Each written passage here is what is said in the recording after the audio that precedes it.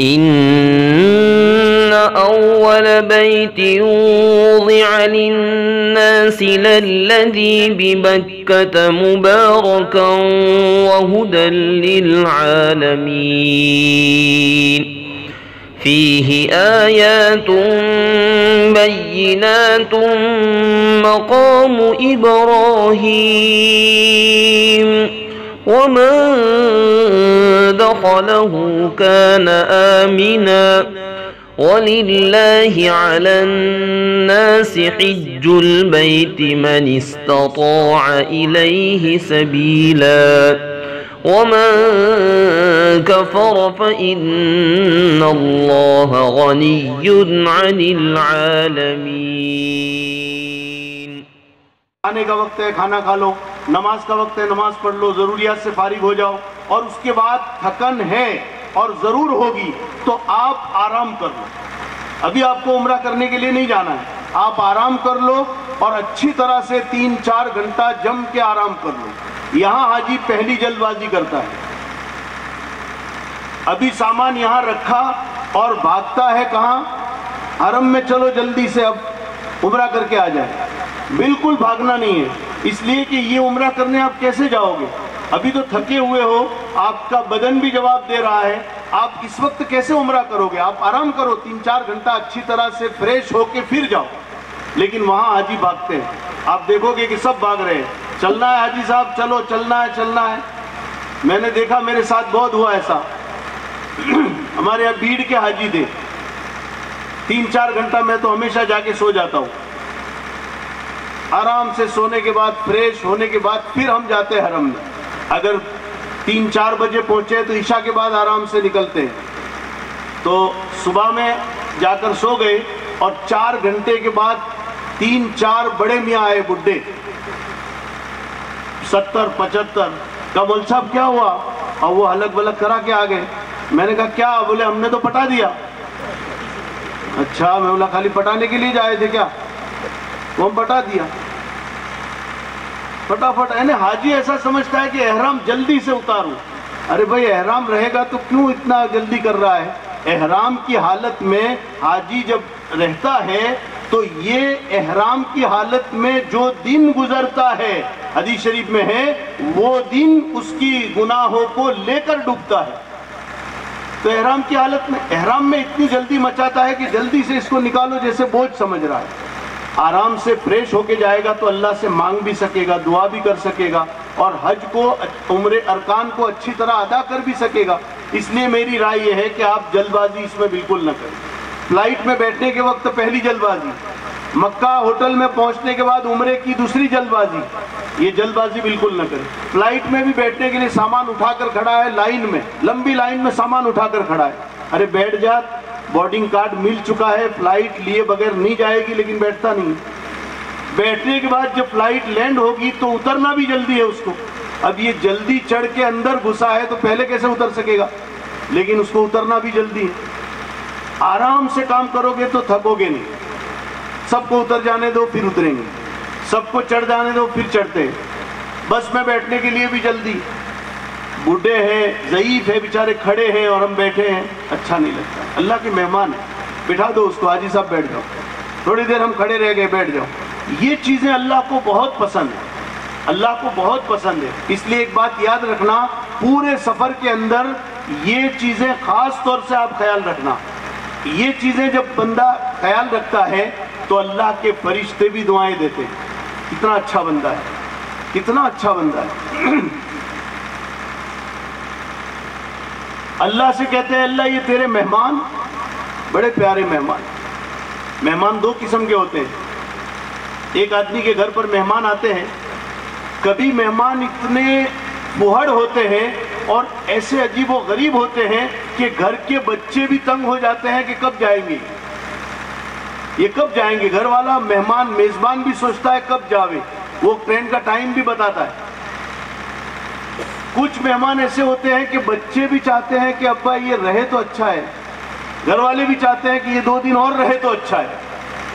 اللہ کے گھر کے مہمانوں کا بھی حال یہ ہے۔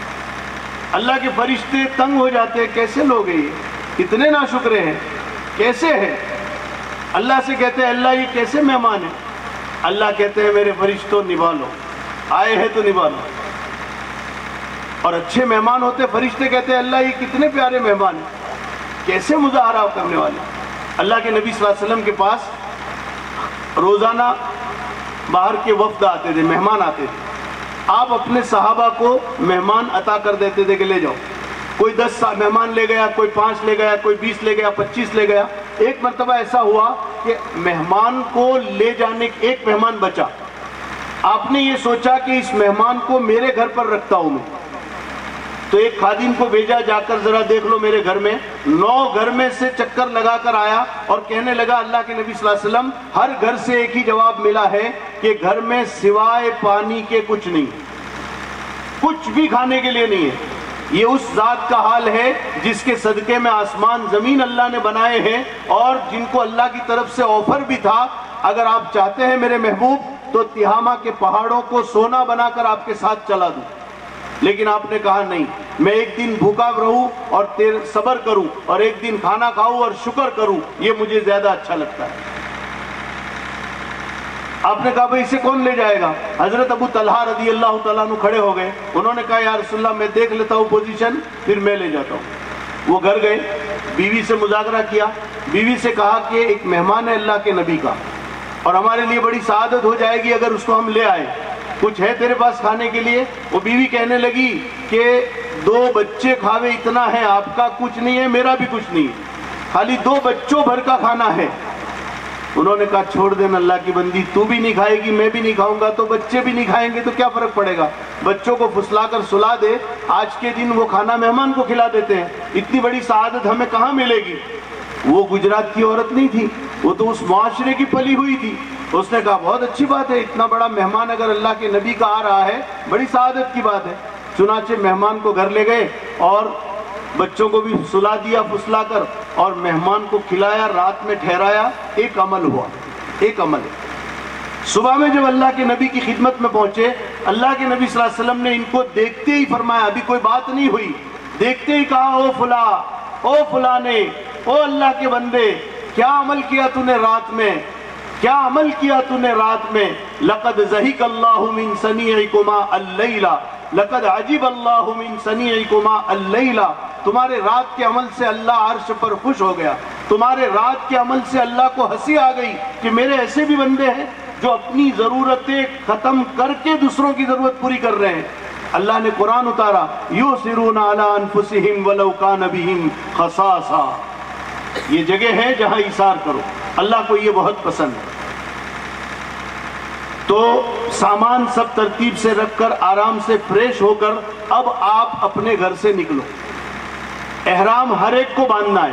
عورتیں جب احرام باندھتی ہیں اس وقت بعض مرتبہ ان کا پیریڈ چل رہا ہوتا ہے، ایام چل رہے ہوتے ہیں، تو اسی حالت میں احرام باندھنا ہے، ان کو نماز نہیں پڑھنی ہے، احرام باندھے بغیر نہیں جاوے۔ بعض مرتبہ عورتیں غلطی کرتی ہے، یہ مسئلے آتے ہیں سامنے کہ یہ غلطی یہ کرتی ہے کہ ابھی اگر ایام چل رہے ہیں تو وہ سمجھتی ہے کہ ہم ابھی احرام نہیں باندھیں گے، مکہ جا کے باندھیں گے۔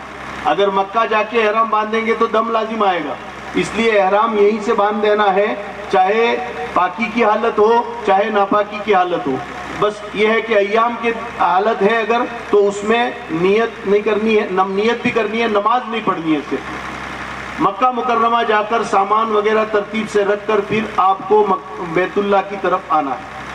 بیت اللہ آنے سے پہلے آپ کے پاس اگر موبائل اور کارڈ ہے تو سب ایک دوسرے کا نمبر لکھ لو اور وہاں کی اچھی طرح پہچان کرا لو، 2-3 مرتبہ آ کر کے دیکھو ہماری جو بلڈنگ ہے وہاں سے حرم کا راستہ کہاں ہے، کون سی نشانی ہے، کیا علامت ہے، اور حرم کے صحن میں پہنچ کر کوئی اچھی جگہ گھڑی ہے یا کوئی ستون ہے، دروازہ ہے، اس کے سامنے آ کر بیٹھ جاؤ۔ کبھی خدا نخواستہ آگے پیچھے ہو گئے، رش زیادہ رہتا ہے، کبھی ادھر ادھر بھٹک گئے تو کوئی پریشان نہیں ہونا، یہاں آ کر سب جمع ہو جائیں گے۔ اس طرح سے آپ سب کو سمجھا دو، اور اس کے بعد نظر نیچی کرتے ہوئے اندر چلو۔ چلتے چلتے بیت اللہ پر جب نظر پڑے تو دور سے نظر مت ڈالو، آپ قریب جاؤ اور جہاں دیکھو کہ اندر جانے کے بعد بیٹھنے کی سکون کی جگہ ہے، کھڑے رہنے کی، اب آپ اپنی نظر بیت اللہ پر ڈالو۔ بیت اللہ پر جب نظر پڑے گی، اللہ اکبر، شاید کوئی حاجی ہوگا جس کی آنکھوں میں آنسو نہ آتے۔ اللہ کا گھر ہے، اس میں کشش ایسی ہے، کتنی مرتبہ جائے گا؟ جب نظر پڑے گی تو بے ساختہ اس کی آنکھیں بہنے لگتی ہیں. تیرا گھر ہے اللہ. اب اللہ کے سامنے ہاتھ اٹھا کر دعا کرو. اللہ فرشتوں سے کہتا ہے یہ میرے بندے جو مانگے سب دینا ہے. آج یہ جو مانگیں گے ان کو سب دینا ہے. اس وقت ہر دعا قبول ہوتی ہے, ہر دعا قبول ہوتی ہے. دعا مانگو جم کر, 15 منٹ 20 منٹ آدھا گھنٹہ رو کر مانگو, اپنے لیے, اولاد کے لیے, ماں باپ کے لیے, رشتہ داروں کے لیے, پوری امت کے لیے, پوری امت کے لیے, پورے ملک کے لیے اور پوری دنیا کے لیے, سب کے لیے دعا مانگو. جتنی دعائیں مانگو گے سب قبول ہے. رو کر اللہ سے مانگو. اللہ نے اس وقت فرشتوں سے کہہ رکھا ہے کہ میرے بندوں کی سب دعائیں قبول کر دی, سب دعائیں قبول. جم کر دعا مانگو. علماء نے لکھا ہے اس موقع پر یہ دعا مانگ لو سب سے پہلے کہ اللہ موت تک جتنی دعائیں کروں سب دعاؤں کو قبول کر لے. ہول سیل دعا, موت تک جتنی دعائیں کرتا رہوں میں ساری دعائیں میری قبول کر لے. یہ دعائیں کر لو. اس کے بعد دعا سے فارغ ہو گئے. اب آپ کو عمرہ کرنا ہے. کیا کرنا ہے؟ آپ نیت کر کے آئے تھے تمتع کی, اور تمتع میں نیت پہلے عمرے کی ہوتی ہے. اللہ میں عمرے کی نیت کرتا ہوں تو آسان فرما, قبول فرما. اب آپ کو کیا کرنا ہے؟ عمرہ. عمرہ کرنا ہے. افراد والا حاجی ہے تو وہ عمرہ نہیں کرے گا, وہ خالی طواف قدوم کرے گا بس. تمتع اور قران والا حاجی ہے اس کو بھی عمرہ کرنا ہے.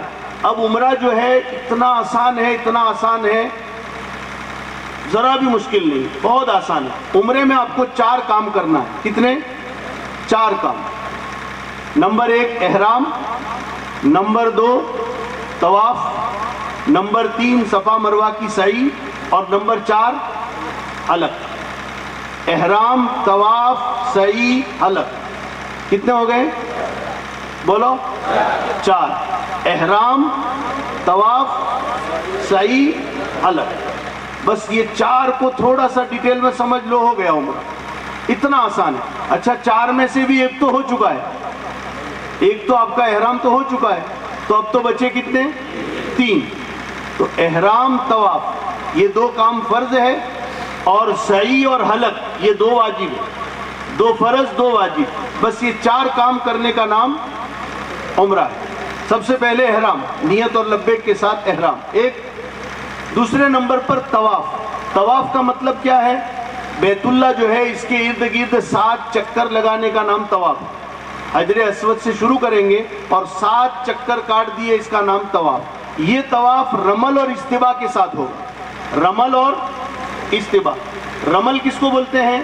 چھوٹے چھوٹے قدم رکھ کر سینہ نکال کر اکڑ کر چلنا. چھوٹے چھوٹے قدم رکھ کر سینہ تان کر چلنا اکڑتے ہوئے, جیسے پہلوان اکھاڑے میں چلتا ہے. یہ رمل, اس کو رمل بولتے ہیں. اور استباء, استباء کہتے ہیں احرام کی جو چادر ہے اس کو دائیں بغل سے نکال کر بائیں کندھے پر ڈالنا.